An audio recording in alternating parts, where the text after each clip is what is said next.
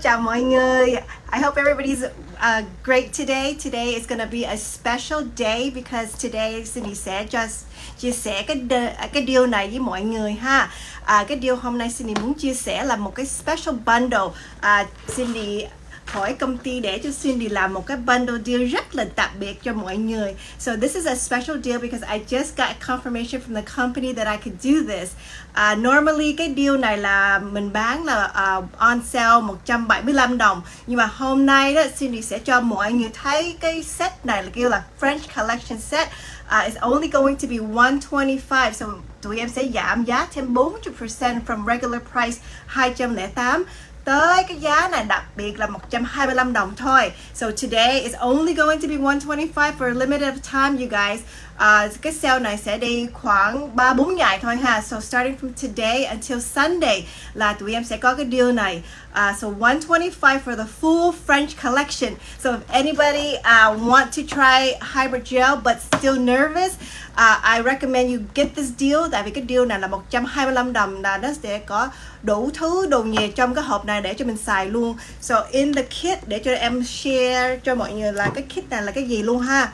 So trên cái bundle deal này là 125 đồng mà mình làm rất là nhiều full set pink and white ombre đi ha. Tụi em có bỏ nước màu clear trong cái hũ này nữa. So clear là mình làm full set để cho mình sơn nước sơn gel. So if you guys want to try hybrid gel, this is the best kit to get because it's our French collection, but it also has clear, so you can build a full set and then put gel polish on there. So in the kit you're gonna have 8 different colors. So we have 8 hũ màu luôn ha. You have top and base. You have the brush. Cái này là cái alcohol jar for you to use with the product line. So in the bottom of it you also have 5 more color plus the pusher, and you also get the squeezer. Trên cái collection này đó là mình mua đó. Any collection là tụi em bán là tụi em sẽ đi theo một cái color chart nữa. So it also has its own color chart of pink and white, so it's very easy for your customer to see what color to choose. Hôm nay Cindy sẽ làm một cái video French manicure pink and white, also to show you guys how easy it is to use the product. So remember, the deal is only for today until Sunday, so from 11:10 to 11:13. So Sunday is the last day for this deal. This is a special offer for pre-Black Friday sale. I know you guys are waiting for our Black Friday. Tụi em sẽ có rất là nhiều sale để cho mình bán để cái mùa hè Black Friday after Thanksgiving. So we're gonna start a little earlier today with our hybrid gel French set. So if you guys love this deal and you want to order, please put your name or put French collection, and then we can have our sales team call you. Ai mà muốn mua cái sản phẩm này bây giờ đó, cần phụ để order thì bỏ cái tên, bỏ cái French collection trên cái comment để cho sales team phụ gọi cho mọi người để phụ take order luôn ha. So I hope you guys love this deal. This is something very special because we've never gone this price before. We never went this low before. Vì em không có dám bán cái giá này luôn ơi. Cái này là bán cho lấy về nhóm thôi. So we really want you guys to try hybrid gel because hybrid gel is a very great system because odor free for one. Cái này có rất là nhiều điểm tốt lắm. So cái này là không có mùi nữa ha. So odor free, easy to use, dễ xài. You could train your nail techs. You can, learn this within an hour. You can really understand how the product work. Cái này nó last long, so it lasts for like 3 to 4 weeks. So you can put on a full set or fill. Khách sẽ về khoảng 3-4 tuần để làm fill. So your client, you can retain your customer basis. So I love hybrid gel and I hope you guys want to try it and get this deal too. Okay. So today I have a model. I'm going to do a full set of pink and white. In the collection you're gonna have 8 colors. So hôm nay Cindy sẽ xài số 2 với số 3. So number 2 and number 3 is the popular French color, and I will show you guys step by step how to do that. So I'm going to turn the camera around. Okay, let's selection. Để cho Cindy cho mọi người thấy cái món em mới làm cho khách em ha. Cái này là một bộ French. So thường trong tiệm á, một bộ French giống vậy đó thì mình sẽ lấy khách khoảng 65 tới 75 đồng. This is a very simple pink and white color. So I will show you guys how to do this step by step. First off, để cho em prep cuticle để gắn móng ha mọi người. Dạ. Tay cái mẫu em rất là đẹp luôn. She has a really good nail bed, perfect size for any design. But today we're gonna do a traditional set. Hôm nay Cindy sẽ nói tiếng Việt với tiếng Mỹ, so ai mà không có không có understand tiếng Việt đó, then you can understand English, okay? Or either way. Sometimes my Vietnamese is better than my English, and sometimes my English is better than Vietnamese. So, okay, so móng của cổ rất là ngắn luôn, tại vì cổ thường cổ cắt. Còn you're not a nail biter, you just like a really short. That's what you told me. Yeah. I cut them. Okay, so first step Cindy sẽ lấy cái pusher để cho em push khâu. So before I even put the tip, I'm going to push up the cuticle just like that, okay? This is the stone pusher that's included with the kit. Any kit that you purchase that have the tools, you're gonna also get the stone pusher. So cái stone pusher này mình xài bằng làm manicure ha, mình làm gel manicure, dip ha, acrylic. You could use this pusher as the first step to any service. It really helps to push up that little bit of dry skin that's hard to do with the machine. Okay. Now, Stephanie, I don't know how to turn it back to where it's not mirror. How did you do it before? It had like a little icon on the top. Okay, yeah. If you guys love the deal that I just showed you earlier, you can put the word French collection. We can have the sales team call you. We can have them message you and then get your contact information and call you, huh? So try not to put your phone number on our live stream. I'm wondering if it's the one next to the chat on the left. That one?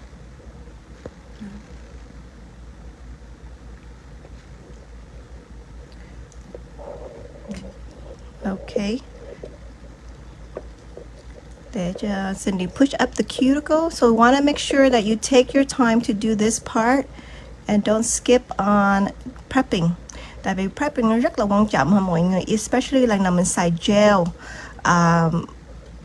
Because acrylic thì nó khác nhau chút xíu. Acrylic thì nó có nhiều độ, nó có nhiều cái liquid để mình push up and nó secure, nó dry up the nail bed. Nhưng mà gel thì nó không có làm cho cái da khô với cái móng khô nữa, so mình phải đẩy da rất là kỹ. Phải móng tay của khách nó ướt quá ha, nó bị dính dầu quá thì mình chắc chắn là mình phải chùi thêm nước acetone để cho nó khô hơn. Okay, so I want to push up that cuticle area a little bit.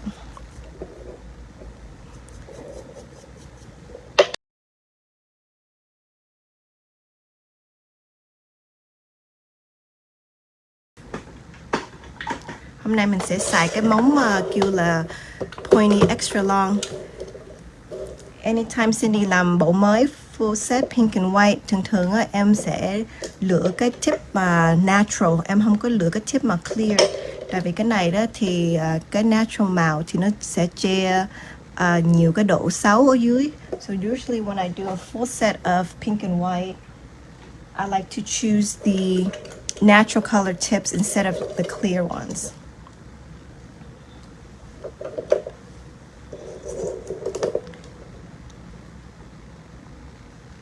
Okay, so I'm just gonna put a dab of glue. Em có một cái trick nữa là anytime cái móng này nó bị hở hai bên cong này đó, em sẽ lấy cái tweezer để bồng nó xuống. Just like that.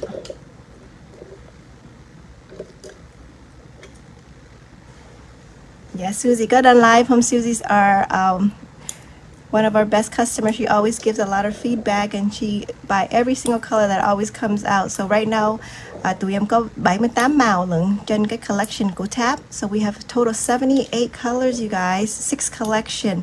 That's a lot of colors to choose from. And you can use these colors in combination or marble. You can do French, ombre, rất là nhiều technique. A lot of technique you can do with all the colors that we have so far. Okay, so we're gonna just make sure that we same size. So today I'm also gonna do a very natural set ha. So hôm nay Cindy không có làm nhiều design tại vì em muốn cho mọi người thấy là French manicure của T.A.P là rất là đẹp luôn.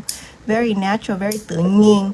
This is one of the service that a lot of your customers gonna ask for, especially if they want anything that's more healthy than acrylic.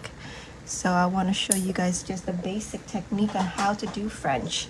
Okay, so trên cái móng của cổ đó là thường thường mình gắn tip xong thì nó có một cái edge giống vậy phải không? So you want to make sure that you file that section down a little bit.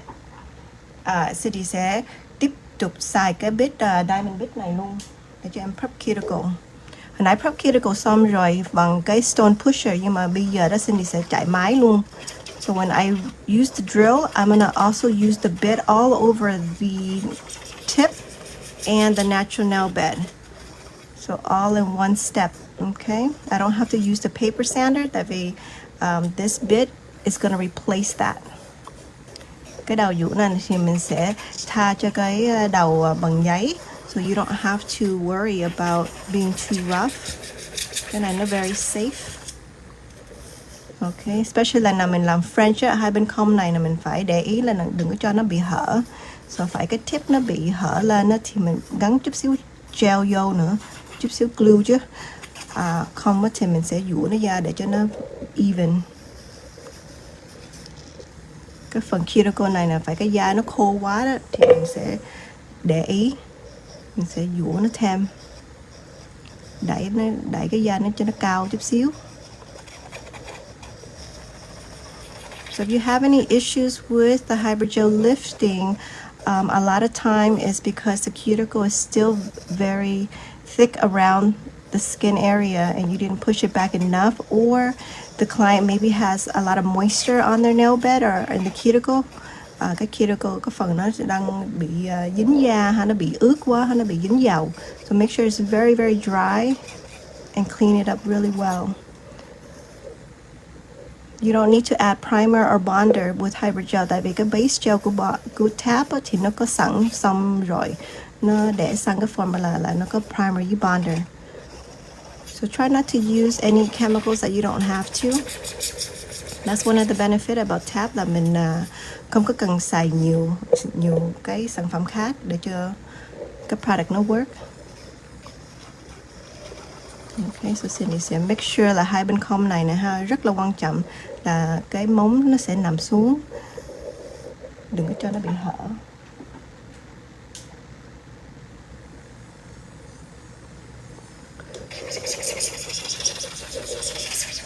Mình muốn dũa cho nó sần để cho cái base gel nó dính theo cái móng giả luôn ha.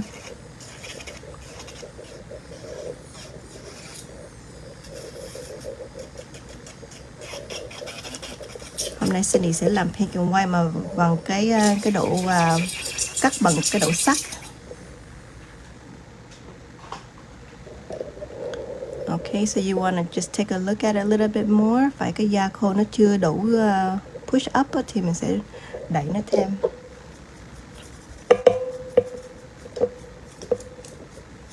Okay, so T.A.P nó không có nhiều step đâu ha mọi người.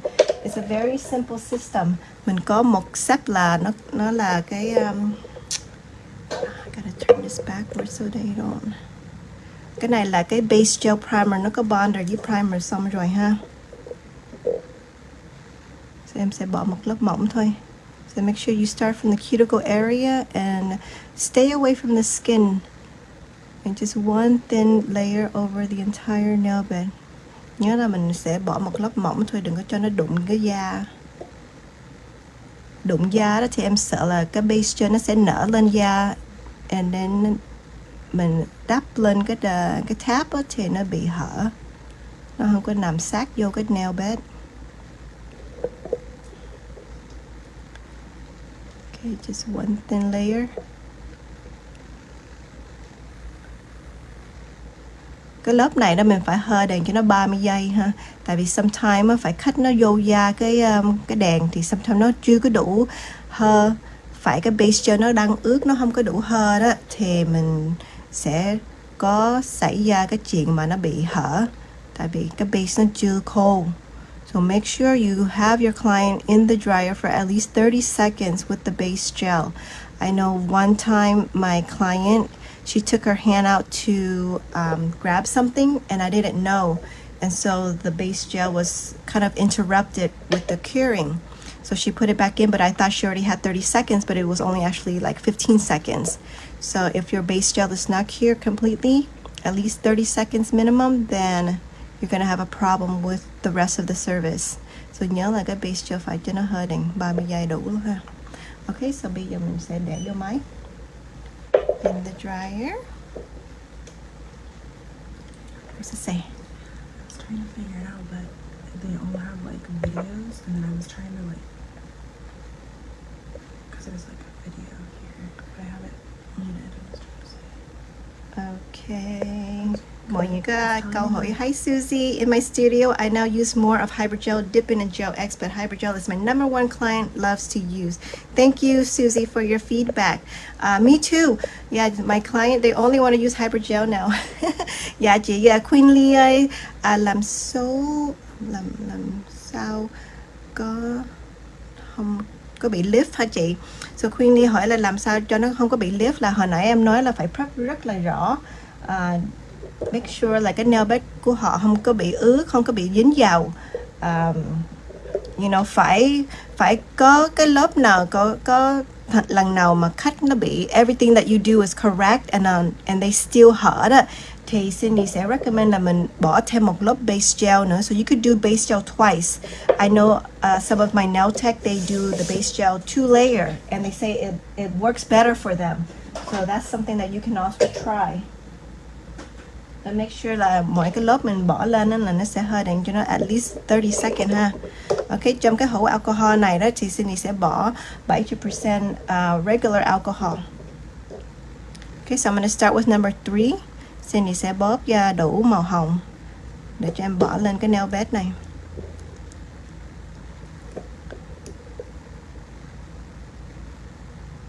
Ok, trên cái cọ em sẽ đứng nó khoảng 45 độ để cho em xài cái đầu tip của cái cọ thôi. See you? Effects on the far left. This one?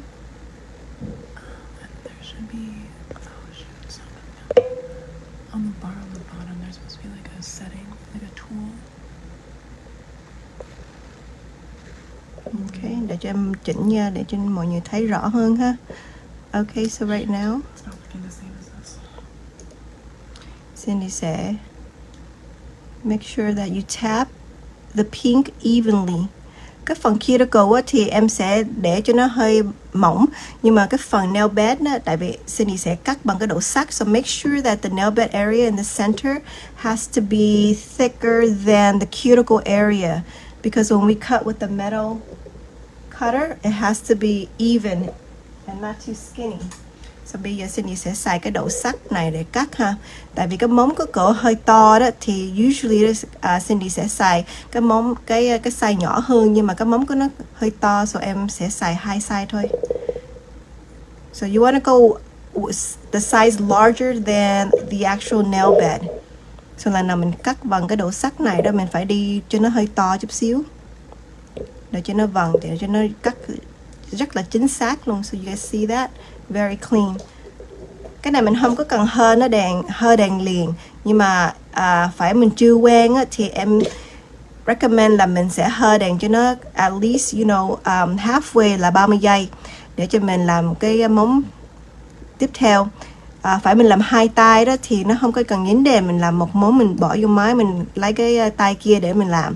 Nhưng mà tại vì Cindy làm một tay thôi, so em sẽ hướng dẫn cho mọi người là thường mình làm cái này đó, mình không có muốn cho khách nó làm messed up, so mình để trong cái máy khoảng 30 giây mỗi lần mình làm. But tại vì cái sản phẩm này nó không có bị chảy, so phải mình quen rồi đó, mình làm rõ đó, mình làm kỹ, mình làm lẹ thì mình không có cần kêu khách đi hơi đèn liền, mình làm 2-3 món mình bỏ vô máy một lần. So actually nó save time luôn á. So phải mình làm cái này quen, tại vì cái tay của Cindy là em làm quen rồi, so I'm used to the product, so I know how to tap and smooth, so I don't even need to use the cutter. But if you guys need to use the cutter, then you can use it very easily like I did with the pinky nail. But if you want a free hand là rất là easy nữa. Cái này là em làm free hand nè, nó ra rất là chính xác luôn, very beautiful. Okay, so bây giờ Cindy sẽ kêu khách đi hơi đèn cho nó. Just flash here for that 30 seconds. Yeah, so mỗi lần mình cắt xong đó, mình có cái độ extra ở ngoài sau này nè. So you have extra behind, don't waste it, okay? Mình không có cần dục đâu. So you guys can reuse that part for the next nail. So hybrid gel is actually a very clean product. Clean, you know, there's no cross contamination. Mình xài trên cái tube này nó rất là rõ, nó rất là clean. So if you have extra, you can continue to use it without wasting any product at all. Okay, so cái móng này em sẽ đi tiếp theo ha. I'm very cheap, so I try not to waste any product. And I remember when I used to do acrylic, I would waste so much product on my paper. Okay, so I'm going to work around the cuticle area. Try to go a little dry around the cuticle when you're tapping for the first time around there, because you don't want too much of the alcohol running in between the product and the underneath of the nail. Underneath of the hybrid gel, I mean. So cái này em sẽ tap cho nó hơi khô chút xíu. And em tap cái cuticle xong rồi đó thì em sẽ xài chút xíu alcohol nhiều hơn để cho em smooth cái phần nail bed này. So phải em không có cần cắt bằng cái đổ sắt á, thì em đi freehand là được rồi. So I feel like freehand is a little bit faster, but if you're not used to knowing where to put the smile line, then you want to use the cutter. It'll help you make it more even. Okay, cái phần nhưng mà mình làm cái French đó, mình phải làm cho nó hơi dài chút xíu. So make sure you go a little bit thicker for the pink color, so that way the white will not be apply over the pink. So when you do file it, the shape's going to come out very nice.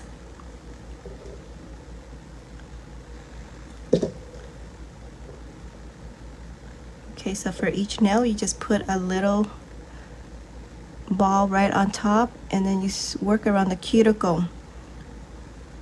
And em làm pink and white đó, thì em thích làm màu hồng trước, tại vì cái màu hồng nó thì nó dễ để cho mình đạo ra cái shape của cái French. Phải mình làm màu trắng trước á, thì mình cắt nhựa cũng được nữa, nhưng mà nó hơi khó hơn.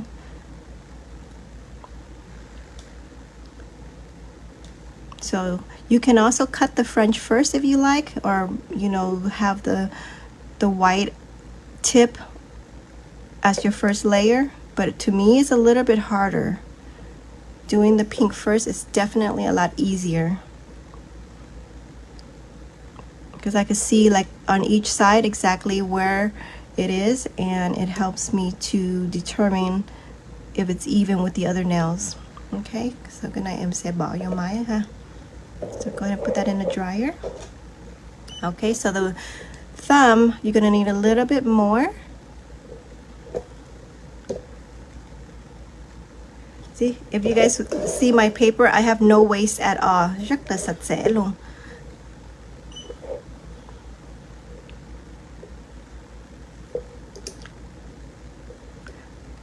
First thing I do is tap around the cuticle area. Make sure that my brush is a little dry. Đừng có để nhiều alcohol. Phải nó ướt quá thì em sợ là cái nước alcohol nó sẽ chảy xuống underneath cái hybrid gel. And sometimes that also will make it lift, okay? So mình tap cho nó đều. Mình chỉnh sửa lúc nào cũng được hết. So this is a very user-friendly product, because you can tap and smooth as long as you want to before you put it into the dryer. So because of that, it's going to be a lot quicker. Cái này là mình làm thì nó dễ hơn, nó lẹ hơn. Tại vì cái lúc mình đắp á, thì mình có cái cơ hội để cho mình đắp kỹ. So when you file it, you don't have to take too much time to reshape the nail. Okay, so Cindy sẽ tap hai bên comb này. So I'm giving her kind of a deep smile line.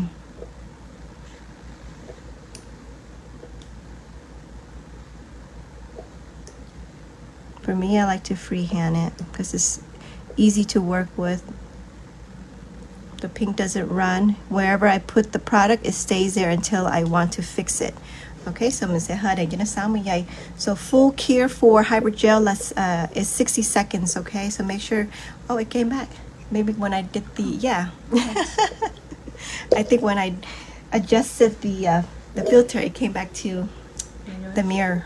Okay, so nhớ là base gel là rất là quan trọng ha. So base gel that we have with our system already has the primer and the bonder, so you don't have to use any more dehydrator.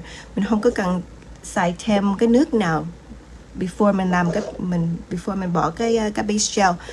So cái lớp màu hồng bây giờ nó khô rồi đó. Next step là Cindy sẽ bỏ màu trắng. So I'm gonna use our French white from our kit. Just so you know, bây giờ đó tụi em sẽ có thêm một màu trắng nữa để cho mình làm French. So if you guys love super white, this is not inside of the French kit, but you can purchase this extra. We have this super white French. So this one comes out more white than the French white, okay, you guys? So if you guys want that really white, you're gonna want to get C01 super white. Okay. So for the French tip, the easiest way to apply, Cindy sẽ cho mọi người thấy cái cách dễ nhất ha. Em sẽ bóp da cận lên. I love doing this because it's like no brainer. I don't have to think if I have to mix this with liquid and powder, how much liquid I need, how much powder I need, not too dry, not too wet. Every time mình xài chân hybrid gel là nó sẽ da perfect consistency, always the same. Sometime if your room is warm, phải cái độ nó nóng hơn, cái temperature trong cái phòng mình thì nó nóng hơn chút xíu thì cái bột này thì nó sẽ mềm hơn nhưng mà nó không có chảy đâu ha. So right now my room is a little warm, so I could feel the product is a little bit softer. So in the winter time, if you're in any state that is snowing or is very cold, under 40 degrees, make sure that you keep this in a nice neutral warm area so that way it's consistent. Phải nó bị lạnh quá thì nó hơi cứng chút xíu ha mọi người, just to let you know in the winter time. So cái mùa hè lạnh thì cái bột hybrid gel này thì nó sẽ cứng hơn chút xíu thôi. So don't call us and say that your hybrid gel is all dry in the bottle. It's not. So you could warm it up with a warm towel. It's okay. Okay, so lần nào mình cần thêm thì mình bỏ thêm thôi, nhưng mà em nghĩ là em bỏ đủ rồi. So if you need more at any time, you can always add more. If you have too much, you can always remove it. So it's very flexible ha. Mình không có cần sợ là mình phải chạy theo cái bột này, tại vì cái bột này nó không có đi đâu, nó không có move. You know, it was not going to run or do anything until you tap and smooth it. So your pressure is very important as well. Okay, so your brush is only one size that we designed to go with hybrid gel because it's only for you to smooth and tap the product. You don't have to pick up any product from the brush. Cái cọ này là một size 1 thôi ha mọi người. Mình không có cần lấy cái cọ này để mình lấy nước. Phải mình nghĩ là cái cọ mình ướt quá đó thì mình đắp cho nó khô thôi, mình bỏ lên cái giấy để cho nó khô chút xíu rồi này mình tap.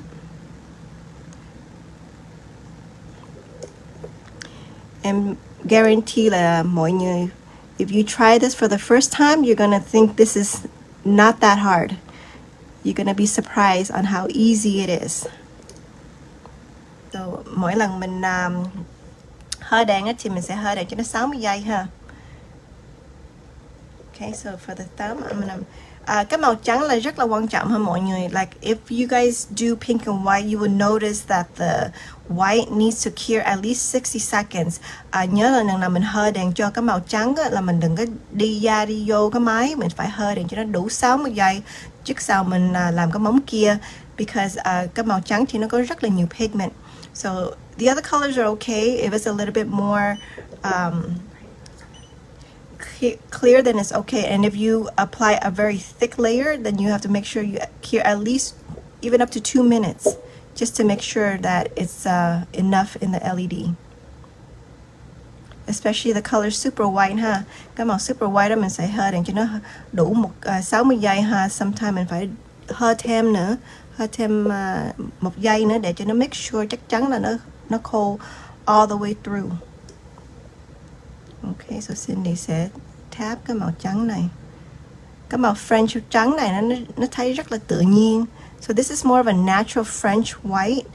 But for anyone who wants super white, you can use our C01. That one is more white.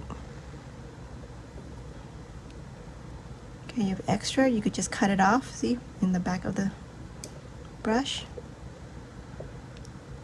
Okay, so bây giờ mình sẽ hơi để cho nó đủ 60 giây. So go ahead and cure that for 60 seconds. In and out. Oh, got it. Okay. So make sure we clean up really good for your brushes as well. Cái phần này đó, tại vì nó không khô quá, phải mình không có chùi nó kỹ đó thì nó sẽ dính tùm la hết rồi mọi người. So make sure cái cọ mình đó, để cho em show mọi người cái cách em clean cái cọ luôn ha. So mỗi lần em clean á, em phải clean 2-3 lần luôn, just to make sure là nó không có bị dính gel.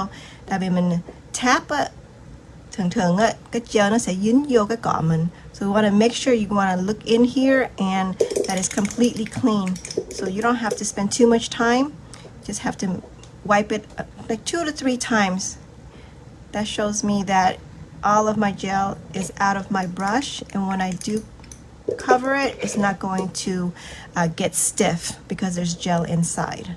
Okay, so I'm really kind of anal about that. Tại vì mỗi lần em muốn đi xài cái cọ đó phải nó bị cứng quá thì nó bực mình lắm. Okay. So after you cure the hybrid gel, it's gonna have a little sticky residue. Nó có cái độ sticky. Nên là mình hơi đèn xong, so mình sẽ lấy cái khăn hồi nãy mình xài đó, lấy cái nước alcohol mình xài nữa. Cái này nó rất là easy, nó không có bị xài thêm sản phẩm. So I'm gonna take the same alcohol and the paper that I was using. I'm just gonna clean it up really well around the cuticle area.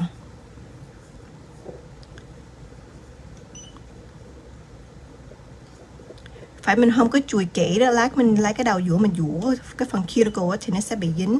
So make sure you guys cure that really well. And 60 seconds, and then when they come out of the dryer, wipe that sticky layer off, so before you file it with your drill bit, it's not going to get all sticky. Yeah, để cho Cindy coi ai có câu hỏi gì không. Cảm ơn chị Chi Tran. That's a cute name, Chi Tran. She wants a set and she is in Australia. Yes, thank you so much, chị. We do ship all over the country and all over the world almost, you guys. So if you guys are in a different country, you can call our sales team. I'll put the phone number after we're done with the live, and you can call to see if we ship to your country. Again, yeah. Okay, so bây giờ em sẽ dũa bình thường thôi. So when you shape and file, you don't have to be too gentle. Tại vì cái sản phẩm này nó rất là cứng. Mình không có cần sợ là nó bị dẻo quá. So as long as you cure the hybrid gel for at least 60 seconds, then it's going to be very strong, okay? You could just file like normal acrylic. So if you guys never heard of hybrid gel before, I want to tell you the easiest way to explain hybrid gel là it's basically a mix between acrylic powder and gel polish all in one. So it's the best of both worlds. Ai mà chưa có biết xài hybrid gel là cái sản phẩm này là tốt nhất. Để cho em giải thích là cái này là giống bột với gel nước sơn trộn vô, nó ra cái sản phẩm này kêu là hybrid. So if your customer asks you what is hybrid gel, you just say it's like acrylic and gel but better. And why is it better? Just say it's lighter, it lasts, just as long. It's not as heavy. There's no odor, so we use a lot less chemical, because everything has chemical. You can't get away from that. But it's definitely a lot healthier. Okay, Cindy sẽ tiếp tục để dũa. So hôm nay Cindy sẽ xài cái bếp đa bằng ceramic. Cái này tụi em chưa có ha. Okay, so I just want to focus around the cuticle area. See, cái phần cuticle thì nó không có chảy đâu, nó không có chảy lên da, tại vì hồi nãy em đắp thì nó đứng theo luôn. So that's a nice thing about hybrid gel is you don't have to worry about it going over the cuticle area. So để cho em dũa phần cuticle trước, and then em sẽ chạy cái máy cho nó cao hơn chút xíu để em dũa cái body. Lần nào em chạy cái đầu dũa cái phần cuticle thì em đi một cái speed, and then after em xong hết cái cuticle thì em sẽ chạy nó lẹ hơn để em dũa xuống cái phần nail bed.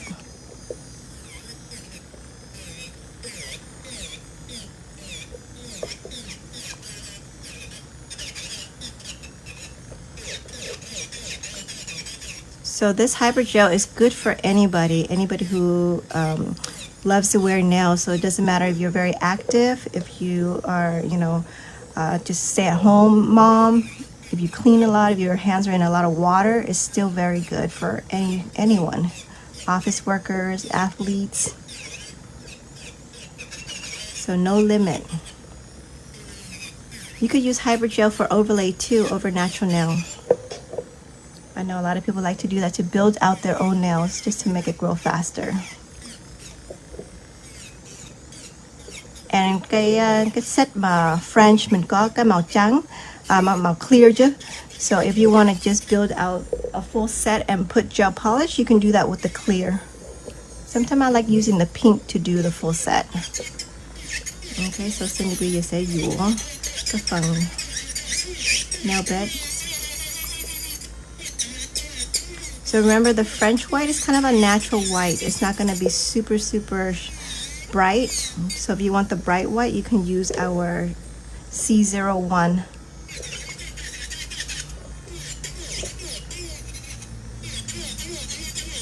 Yeah, come on, if you're seeing this for the first time, what do you think about it? It's actually very easy to get used to. Một cái em thích nhất là nó không có mùi đó.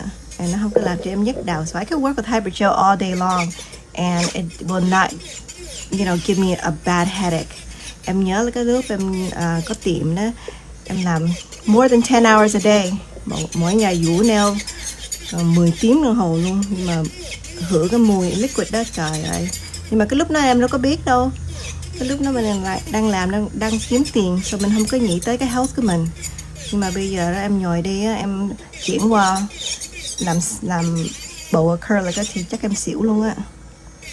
Yeah, I can't stand the smell anymore. But it's definitely something that you don't want to take away from your salon.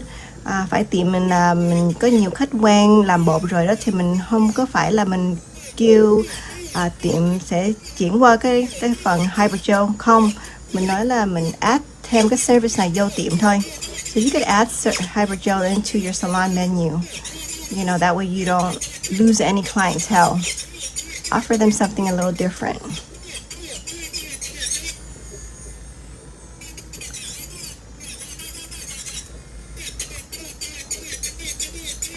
And the clients that want to try hybrid are the clients that are looking for something more healthier than acrylic, but still lasts just as long.